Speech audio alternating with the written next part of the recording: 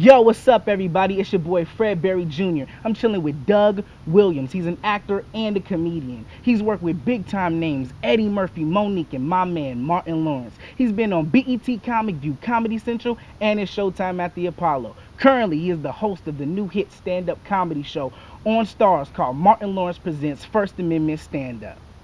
So, Doug, what training did you get to prepare yourself for the entertainment industry? I don't. I don't really think that. I think experience is the best trainer for the entertainment industry. It's the school of hard knocks. You kind of just jump in, and you learn as you go. So I'm from Montgomery, Alabama. So coming here was just it was an experience. I just trial and error. The school of trial and error. So, Doug, how did you get started and what was your biggest break? I've always just kind of had the entertainment bug. I grew up in Montgomery, Alabama, and I kind of started. I was in the church, and then from there I went to trying to rap, uh, which was actually my segue into comedy because at the time Run DMC, there were a lot of social conscious rappers, Run DMC, Public Enemy, and so I was in this group, and my raps would just come out funny. I was rapping about fat women, in spandex, and they would be trying to make a social statement like about times are hard and black unity, and then I come in talking about a fat woman eating chicken in spandex, and it just kind of dude, that's not flowing with how does that relate to the times? So one of my friends just said, man, you should do stand up. I think you're more suited for that, and I gave it a shot, and here I am. Oh, And as far as big breaks, I really haven't had a big break yet. I've just had a series of, I want to say, little breaks that hopefully are leading to a big break. how long have you been doing comedy? For 20 years, I've been doing comedy professionally. I started really, really early. It's almost like a calling. You know how people feel like they're called to do something? I feel like stand-up comedy has been a calling for me because it's something that I genuinely love to do. And there's an old saying that goes, do something you love and you'll never work a day in your life. It's a soul fulfillment. When I'm doing comedy, I'm free. I love it. And if I don't do comedy, if I go 2 weeks, 3 weeks without doing it, I miss it. I'm like, man, I haven't been up on stage in 3 weeks. Who are some of your favorite comedians to listen to, and also who was the comedian that inspired you the most? Right now, man, I love Chris Rock. I love his take on just what's going on in life. I love Sinbad. I think Sinbad is incredibly talented, and I don't think that Hollywood has given him his just due for what he does. I mean, Sinbad is a great on your feet thinker, and uh, and probably George Lopez. Are the people that I really, really like right now. I like what they're doing, and I've been watching. Do you write all of your material? I write my own material, but sometimes comedians will give me lines or a different take on a joke that I'm doing. I would encourage you too, man. You should try stand up because the thing about stand up, I have a 6-year old son now, and he's doing stand up. Not because I forced him into it, because he watches me. It's really weird. But he asked me could he go up on stage, so I wrote him a couple of jokes. He went up on stage, and he liked it. And I thought when he got there and he saw the crowd and the lights, he would back down. But he didn't. He went up and he told a joke. So now he's doing it. And it has done wonders for his confidence, his ability to talk to people. He's not shy. And, that actually helps actors or whatever. So I encourage actors, even if you don't plan on doing stand up comedy for a living or make a profession, you should try it because it really helps you to hone your craft. It gets you comfortable with being up in front of an audience, and it also forces you to make decisions.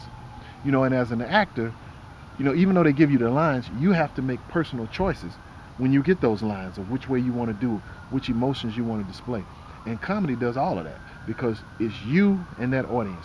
You have to make a choice how to tell this joke, when to be serious, because when you're telling a story, every moment in the story is not funny. Mm. So comedy is acting. I encourage all people in the entertainment industry because ultimately we're playing to an audience. Yeah. You know, whether it's live or whether it's in front of you're doing a television show and people are sitting home.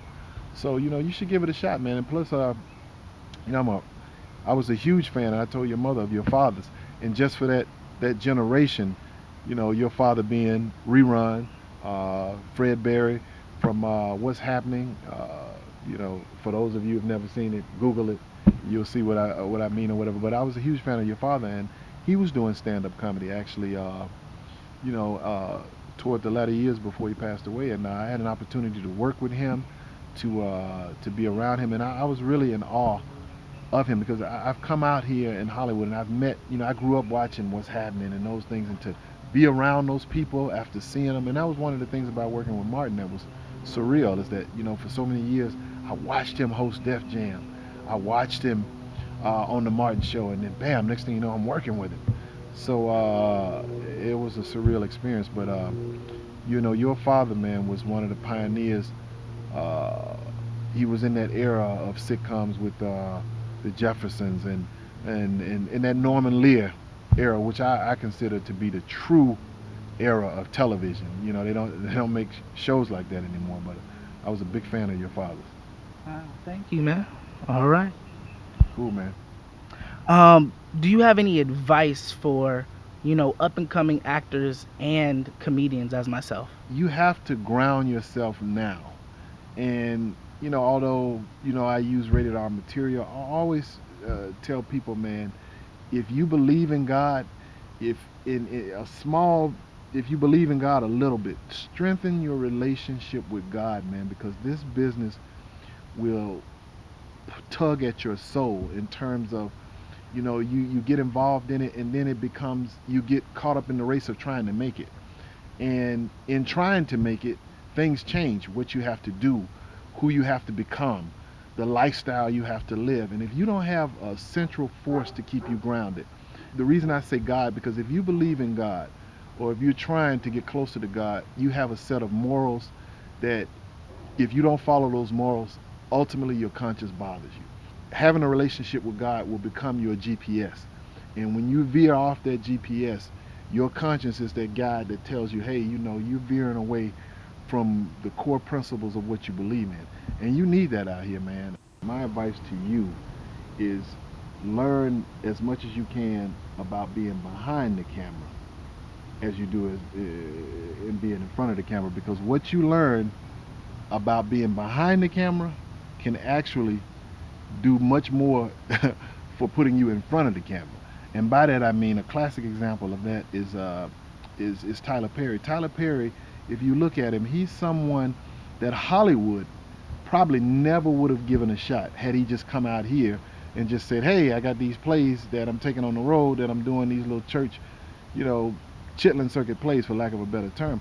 But he's a guy who made Hollywood come to him. And by that I mean, he went out, found an audience, created his own vehicle.